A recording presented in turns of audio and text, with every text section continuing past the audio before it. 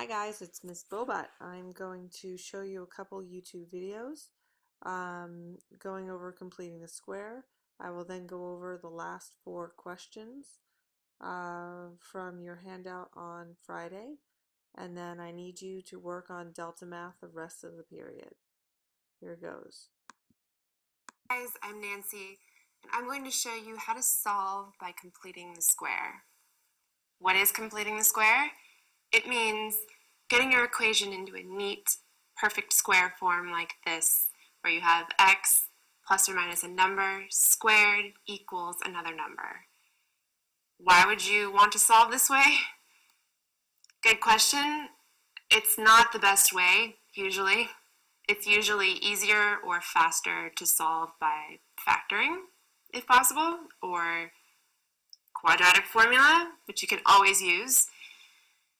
But probably you've been told that you have to solve by completing the square, so you need to know how to do it. So I will show you the easiest way to solve by completing the square.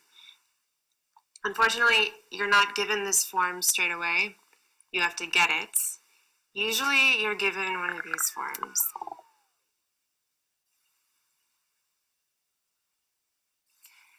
Okay, these are the cases that I'm going to show you. One case is if you have just x squared, positive x squared as your highest term. Another case is if you have a coefficient greater than 1 in front of your x squared, like 2x squared, 3x squared, etc. Third case is if you have a negative coefficient in front of x squared, negative x squared, etc. And in this case, I put here to show you that if you get something like this that doesn't have an x term, a middle term, you can't complete the square. Sometimes people get confused about that. So really, I'm going to show you these 3 cases.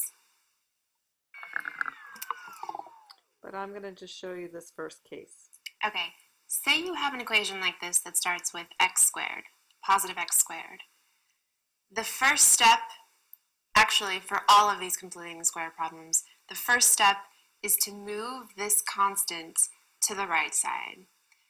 So in this equation, the way you would do that is to add 7 to both sides.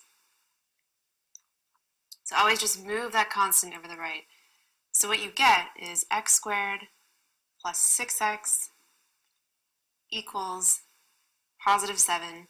Notice that the sign flipped. That will always happen. If it was negative here, it will be positive there. If it was positive here, it would be negative on the right side.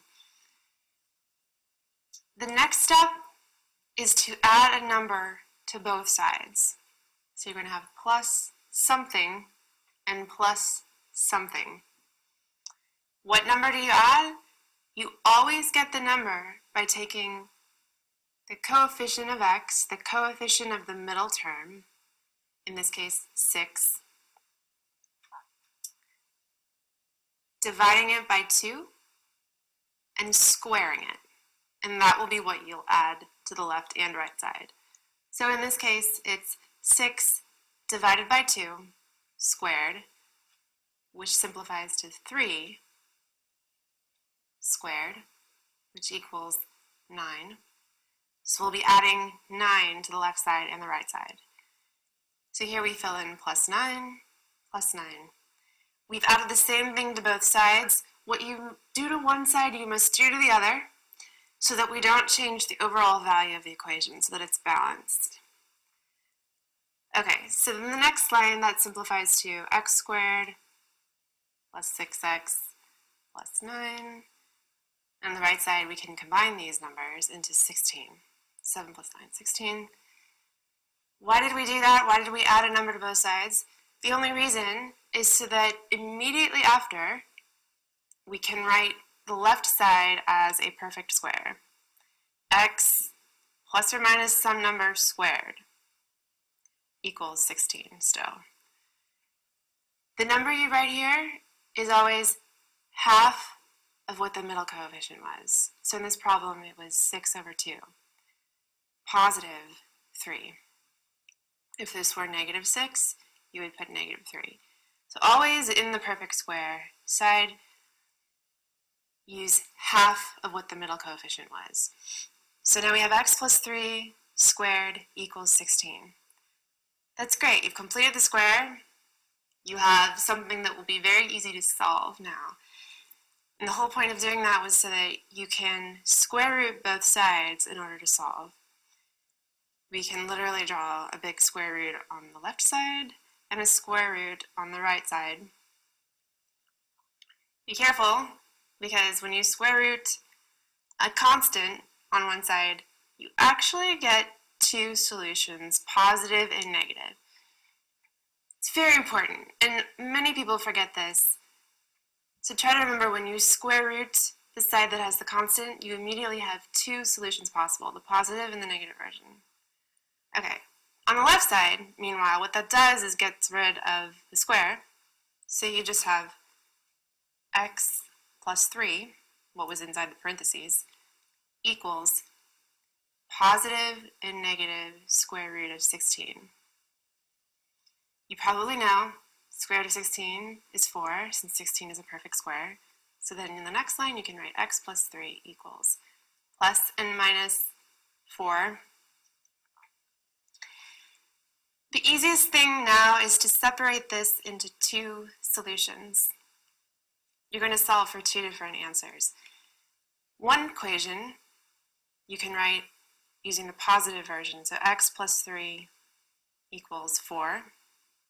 And the other one, you'll use the negative 4 version, x plus 3 equals negative 4. It's very important to separate it out because you will end up with two solutions. So what this gives you using basic algebra, subtracting constants, is x equals 4 minus 3, or positive 1. And on this side, x equals negative 4 minus 3, which is negative 7. So your two solutions using completing the square are x equals 1 and x equals negative 7. So I'm going to go over the 4 questions from Friday's handout one more time. If you notice from her video, she brought over the negative 25 right away. So step 1 is here, putting in x squared minus 6x, and then I actually put a plus box, and then the 25 comes over, and we put another plus box. So this is how I end up doing it. I move to the red section right first. I say what is half of negative 6, and that is negative 3. And then negative 3 squared is 9, so that's what I'm adding to both sides. And then we have 25 plus 9 is 34. We would have to continue solving this by square rooting both sides, as she did. And we have x minus 3 equals plus and minus square root of 34. And now I'm just realizing too that we actually do not have to keep solving this because it was multiple choice. So it's just answer choice 1. This line right here, okay, is the answer. What we'll find is with the Regents is you don't actually have to solve completely for many of these. You just have to do maybe the first part or the second part. So question 2, again, we have this equation here. It looks like they brought the 11 over first, and so if we were to continue, we would put in the plus box and plus box. So the method again is right away you take 7 and take half of it. That's 7 over 2. So the number that you're adding to both sides is 7 over 2 all squared. So 7 squared is 49 and 2 squared is 4. Hence the answer is 49 over 4. For question 3, what you need to do, if you look at what I have in blue, is I took this 12x and I brought it back to the left hand side, so it's now negative. And now I put in my plus boxes. So again, what we're going to do is we're going to take this negative 12, we're going to take half of it. Half of negative 12 is negative 6, and negative 6 squared is positive 36. So we're adding 36 to both sides. So we have this part in red, and negative 7 plus 36 is 29. So the answer is 3. If you look at question 4, if you notice my arrows, the 6x has to come to the left, and when it comes to the left, it will be negative, and the 2 has to come to the right, and when that happens, it'll become negative. Okay, I also put in my plus boxes. Don't forget, we're looking at the -6 first. We're going to take half of it, which is -3. Okay, let me bring this out of there. So half of -6 is -3, and then -3 squared is 9. Okay, so then we add 9 to both sides and we get a 7. And that is answer choice 2. I'm going to end this video with just one more YouTube guy. He's a little bit crazy, so you could stop now and work on Delta Math, or if you want to see another example, let's watch this video.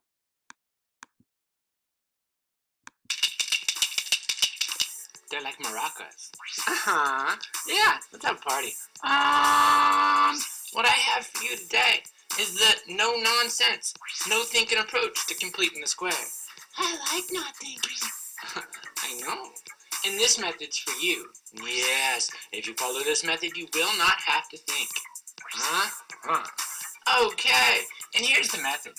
All right, to complete the square, we first need the leading coefficient to be 1. Let me make it look more like a 1. Yes. Okay, next you need to shove the constants. It's slang, dog. Yeah, okay. And then, what does it say? It says half the middle coefficient squared, add it to both sides. All right. Half the middle coefficient squared, add it to both sides. Then you want to complete that square. Dun, dun, dun, dun, dun, dun. Oh, I forgot the 5th step. Yes. Step 5. Square root property and solve.